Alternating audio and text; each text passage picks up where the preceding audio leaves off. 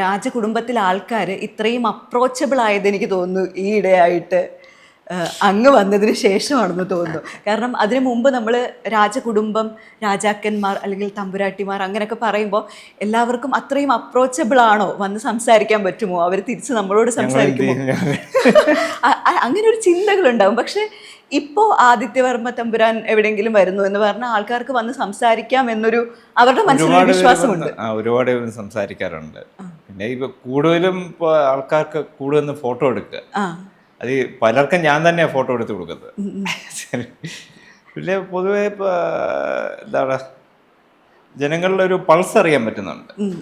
അപ്പോൾ ആൾക്കാരൊക്കെ ഇങ്ങനെ കുറേ പേര് കമൻറ്റ് സെക്ഷനിൽ ഞാനിങ്ങനെ വായിച്ചു, ഇദ്ദേഹത്തിൻ്റെ ഭരണമല്ല ഇപ്പോൾ ശരിക്കും നടക്കുന്നത്, ഇദ്ദേഹം ഇനി പൊളിറ്റിക്സിലേക്ക് വരുമായിരിക്കുമോ എന്നൊരു ചോദ്യങ്ങളുണ്ട്. അങ്ങനെ ഇതുവരെ ഇല്ല. നാളത്തെ കാര്യം മനസ്സിലങ്ങനെ ഒരു പൊളിറ്റീഷ്യൻ ഉണ്ടാവോ, അങ്ങനെ ഒരു ഭരണാധികാരി ഇപ്പോഴങ്ങനെ ചിന്തിച്ചിട്ടില്ല. നോക്കട്ടെ, അതാ പറഞ്ഞു ഇതുവരെ ഇല്ലാന്ന്. ഈ സിനിമാ താരങ്ങൾക്ക് നമ്മൾ ഫാൻസ് പേജുകൾ കണ്ടിട്ടുണ്ട്, ഇഷ്ടംപോലെ കണ്ടിട്ടുണ്ട്. എന്നാൽ ഇപ്പോൾ വരുന്ന ന്യൂ ജനറേഷൻ ആൾക്കാർക്ക് ഫാൻസ് പേജ് വരെ കുറവാണ്. ആ സമയത്ത് സോഷ്യൽ മീഡിയ കത്തി നിൽക്കുന്ന ഒരു ഫാൻ പേജ് ഉള്ള ഒന്നല്ല ഒരുപാട് ഫാൻ പേജ് ഉള്ള ഒരു വ്യക്തിയാണ്. എന്റെ അറിവിൽ ഒരുപാടുണ്ടോ? ഞാൻ ഇന്നലെ സെർച്ച് ചെയ്തപ്പോൾ ഒരു 4 എണ്ണം കണ്ടു. ഒരെണ്ണമാണ് മെയിൻ ആയിട്ട് കത്തി നിൽക്കുന്നത്. ഒരെണ്ണത്തിൽ ഞാൻ കുറെ വീഡിയോസ് ഒക്കെ നമ്മുടെ കുറച്ച് ഫ്രണ്ട്സ് തുടങ്ങിയതാണ്. കുറച്ച് വീഡിയോസും കാര്യങ്ങളും ഇപ്പൊ ഈയിടയ്ക്ക് ഇവര് വന്ന് നന്ദഗോവിന്ദം ഭജൻസ് വന്നിരുന്നു.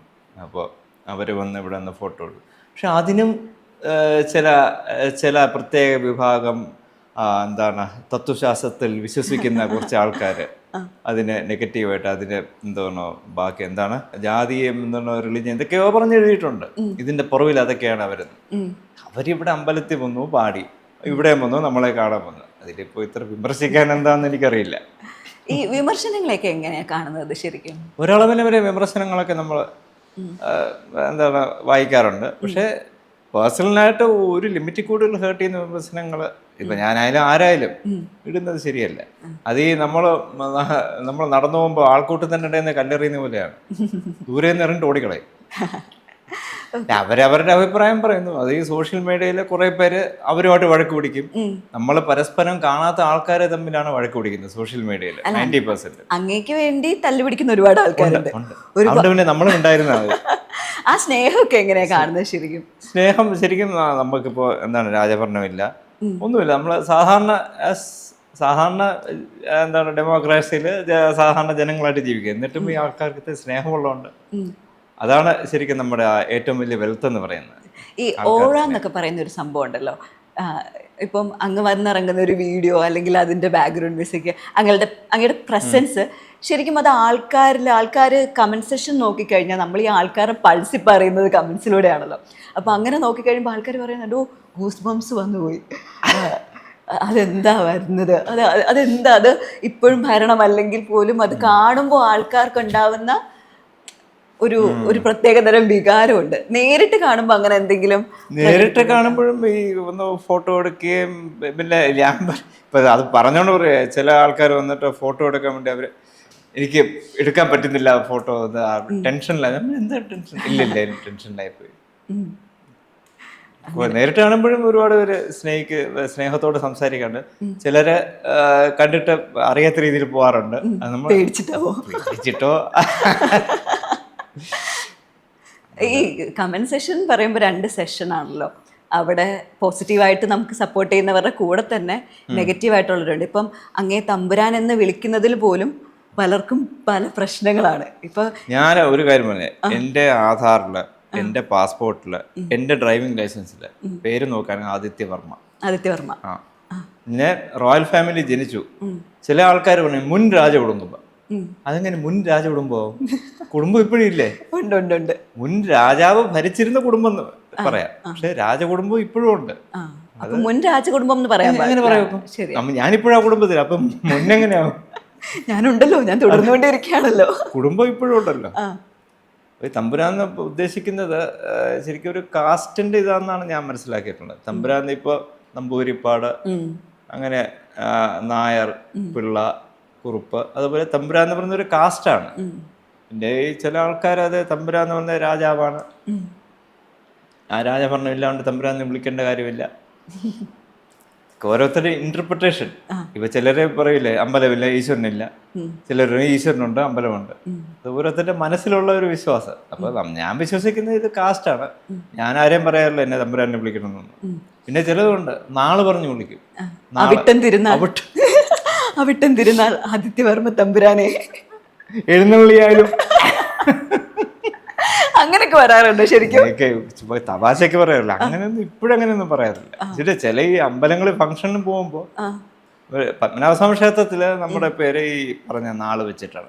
എല്ലാവരുടെയും നമ്മുടെ ഫാമിലിയിലുള്ള എല്ലാവരുടെയും പേര് നാള് വെച്ചിട്ടാണ്. ഇത് പണ്ടൊക്കെ ഈ രാമവർമ്മ എന്ന് പറയുന്ന 3-4 പേര് കാണും. അപ്പൊ നാള് വെച്ചിട്ട് വേണം ഇവരെ അറിയാൻ വേണ്ടിട്ടല്ലേ. ഓക്കെ, ഇപ്പോൾ ഇവിടേക്ക് വരുമ്പോൾ തന്നെ നമ്മളുടെ മനസ്സിലുള്ളത് വളരെ റിച്ച് ആയിട്ടുള്ള ഒരു സ്ഥലത്തേക്കാണ് പോകുന്നത് എന്നുള്ളതാണ്. ഇവിടേക്ക് വരുമ്പോൾ എവിടെയൊക്കെയാണ് നിധി ഉള്ളതെന്ന് അറിയില്ല എന്നാണ് ആൾക്കാർ പറയുന്നത്. ഞാനിവിടെ വന്നിങ്ങനെ നോക്കിയപ്പോൾ ഒരുപാട് ഭയങ്കര ഒരു എന്താ പറയാ, നേരെ മുമ്പിൽ തന്നെ ഉണ്ട് ഏറ്റവും വലിയ നിധി.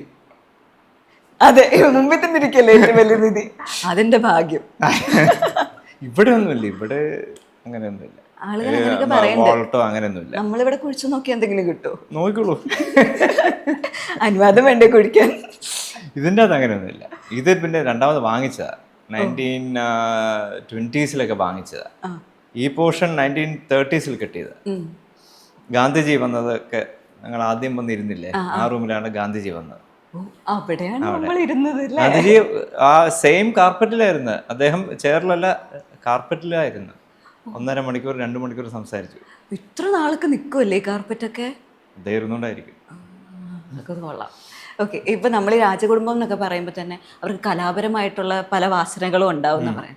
ആദിത്യവർമ്മയെ സംബന്ധിച്ച് തമ്പുരാനുള്ള കലാവാസന. എനിക്ക് ചേട്ടൻ ഈസ് എ ക്ലാസിക്കൽ സിംഗറാണ്, മ്യൂസീഷ്യനാണെന്നുള്ളത്. പ്രിൻസ് രാമവർമ്മ. അദ്ദേഹം ക്ലാസ് എടുക്കാറുണ്ട്, ഓൺലൈൻ ക്ലാസ് എടുക്കാറുണ്ട്, ഒരുപാട് കോൺസേർട്സ് നടത്താറുണ്ട് ഇന്ത്യക്കും വിദേശത്തുമൊക്കെ. ഈയിടെ ഫിലിപ്പീൻസ് പോയിരുന്നു, പിന്നെ ഇടയ്ക്ക് ദുബായ്, US ഇവിടെയൊക്കെ അദ്ദേഹം സ്ഥിരം പോകാറുള്ള. എനിക്കങ്ങനെ നമുക്കൊക്കെ രാജകുടുംബത്തിലുള്ള എല്ലാവരും പാട്ട് പാടുവന്നാ പാട്ട് അങ്ങനെ ഞാൻ കലയിലോട്ടില്ല. വീണ പഠിച്ചിട്ടുണ്ട് ഒരു 5 വർഷം. പിന്നെ ഇപ്പോഴും കുറച്ച് പുല്ലാങ്കുഴൽ വായിക്കാൻ ശ്രമിക്കുന്നു, പഠിച്ചുകൊണ്ടിരിക്കുന്നു. വായ്പാട്ടില്ല. ഓക്കെ, എന്തായാലും സംഗീതത്തിന്റെ ഒരു ഭാഗം നമ്മുടെ കൂടെ ഉണ്ടല്ലോ, അത് തന്നെ വലിയ കാര്യം. അതേപോലെ തന്നെ ഈ ക്രേസ് എന്താണെന്ന് പെട്ടെന്ന് നോക്കിക്കഴിഞ്ഞാൽ ആൾക്കാർക്ക് പെട്ടെന്ന് തമ്പുരാനെ പറ്റി ആലോചിക്കുമ്പോൾ കുറേ കാറുകൾ വരും, പല മോഡൽ കാറുകൾ വരും. ഈ ക്രേസിലേക്ക് എപ്പോഴാണ്? ഞാനത് ശരിക്കും പറഞ്ഞാൽ ഡ്രൈവിംഗ് പഠിച്ചത് പലയിടത്ത് പറഞ്ഞിട്ടുണ്ട്. 11 വയസ്സിലാണ് തുടങ്ങിയത് ഡ്രൈവിംഗ്. പഴയ ഒരു വോക്സ് വാഗൺ ബീറ്റില് വണ്ടി ഇപ്പോഴും സ്ഥലത്തില്ല, പക്ഷെ വർക്ക്ഷോപ്പിൽ കിടക്കാണ്. അമേരിക്കയിൽ നിന്ന് പാർട്സ് ഒക്കെ വരുത്തി റിപ്പയറിങ് ആൻഡ് റെസ്റ്റോറേഷൻ നടക്കാണ്. അപ്പൊ അതിലിങ്ങനെ പഠിച്ചു. പിന്നെ അത് കഴിഞ്ഞ് അത് ഏറ്റവും പഴയ മോഡലാണ്, 1967 or 68 മോഡലാണ്. അപ്പൊ അതിന് 11 വയസ്സൊന്നും പൊക്കമില്ല. ഒരു തലയണയൊക്കെ വെച്ച് വല്യച്ഛനാണ് പഠിപ്പിച്ചത് ആദ്യം. ഇതാണ് ആക്സിലേറ്റർ, ഇതാണ് ക്ലച്ച്, ഇതാണ് ബ്രേക്ക്, സ്റ്റിയറിംഗ് നേരെ പിടിക്കുക, വണ്ടി ഓടിക്കുക. വലിയ ഇതാ പറഞ്ഞിട്ടുള്ളത്. ആദ്യം അദ്ദേഹം കൂടെ ഇരുന്നൊക്കെ പഠിപ്പിച്ചു. പിന്നെ കുറച്ചുകൂടെ ഒക്കെ ഇവിടെ അമ്മയ്ക്കും അമ്മൂമ്മയ്ക്കും വല്യമ്മയ്ക്കും ഒന്നും അത്ര പോരെ, പ്രായപൂർത്തിയാകത്തെ കുറച്ച് പയ്യനെ കൊണ്ട് വണ്ടി ഓടിപ്പിക്കുന്നത്. പിന്നെ ഇതിൻ്റെ അകത്തേ ഓടിക്കൂ, പുറത്തോട്ടില്ല. ഇതിൻ്റെ അകത്ത് കുറച്ച് സ്ഥലമുണ്ട് നമുക്ക്, ഓഫ് റോഡിങ് പോലെ. അപ്പോൾ ആരും ഇല്ലാത്തപ്പോൾ ഞാൻ നല്ല സ്പീഡിൽ ഞാൻ സ്പീഡ് നോക്കുമ്പോൾ 40-45 കൂടെ വണ്ടി സ്പീഡ് കയറുന്നില്ല. ഞാൻ വെച്ച് പഴയ വണ്ടി ആയതുകൊണ്ടായിരിക്കും. മൈൽസ് ആയിരുന്നു, കിലോമീറ്റർ അല്ല, മൈൽസാണ്. അപ്പൊ കൺവേർട്ട് ചെയ്യുമ്പോൾ അറൗണ്ട് 80-90 ഒക്കെ. നമ്മൾ നല്ല സ്പീഡിലാണല്ലേ പൊക്കോണ്ടിരിക്കുന്നത്, അവിടെ മീറ്റർ കയറാത്തതിന്റെ പ്രശ്നമേ ഉള്ളൂ.